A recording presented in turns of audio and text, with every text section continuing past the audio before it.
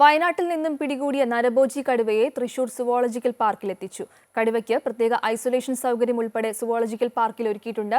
വനം വകുപ്പിന്റെ പ്രത്യേകം സജ്ജീകരിച്ച വാഹനത്തിലാണ് കടുവയെ പുത്തൂരിലേക്ക് എത്തിച്ചത്. ഇന്ന് രാവിലെയാണ് കടുവയെ തൃശൂരിലെത്തിച്ചത്. കുപ്പാടി മൃഗപരിപാലന കേന്ദ്രത്തിൽ സ്ഥലമില്ലാത്തതിനാലാണ് കടുവയെ തൃശൂർ പുത്തൂരിലെ സുവോളജിക്കൽ പാർക്കിൽ എത്തിച്ചത്. മുഖത്ത് പരിക്കുള്ളതിനാൽ ചികിത്സ നൽകിയതിനു ശേഷമാണ് ഐസൊലേഷൻ കേജിലേക്ക് മാറ്റിയത്. DFOയും RRT അംഗങ്ങളും സ്ഥലത്തെത്തിയിട്ടുണ്ട്. കടുവയ്ക്ക് വിദഗ്ധ ചികിത്സയും പരിചരണവും ഉറപ്പാക്കുമെന്ന് സുവോളജിക്കൽ പാർക്ക് അധികൃതർ അറിയിച്ചു. മുഖത്തൊരു ഇഞ്ചുറി ഉണ്ട്. മുറിവിൻ്റെ വ്യാപ്തിയും ആഴവും ഒക്കെ നമ്മൾ നോക്കിയ ശേഷം പഴുപ്പുണ്ടോ അങ്ങനെയുള്ള കാര്യങ്ങളൊക്കെ പരിശോധിച്ച ശേഷം ബേസിക് ട്രീറ്റ്മെൻറ്റ് നമ്മളിപ്പോൾ കൊടുക്കും. ആൻറ്റിബയോട്ടിക്സും വൂണ്ട് ക്ലീനിങ്ങും ഒക്കെയാണ് ആദ്യം ചെയ്യുന്നത്. അത് കഴിഞ്ഞ ഒരു ദിവസം അതിൻ്റെ സ്ട്രെസ്സൊക്കെ മാറിയ ശേഷമായിരിക്കും നമ്മൾ കൂടുതൽ വിശദമായ ട്രീറ്റ്മെൻറ്റിലേക്കും ഇതിലേക്കൊക്കെ പോകുന്നത്. വയനാട് വാഗേരിയിൽ ക്ഷീരകർഷകനെ കൊലപ്പെടുത്തി 10 നാൾ പിന്നിട്ടതിന് ശേഷമാണ് WWL 45 എന്ന കടുവ കൂട്ടിലകപ്പെടുന്നത്. അമൃത ന്യൂസ്, തൃശൂർ.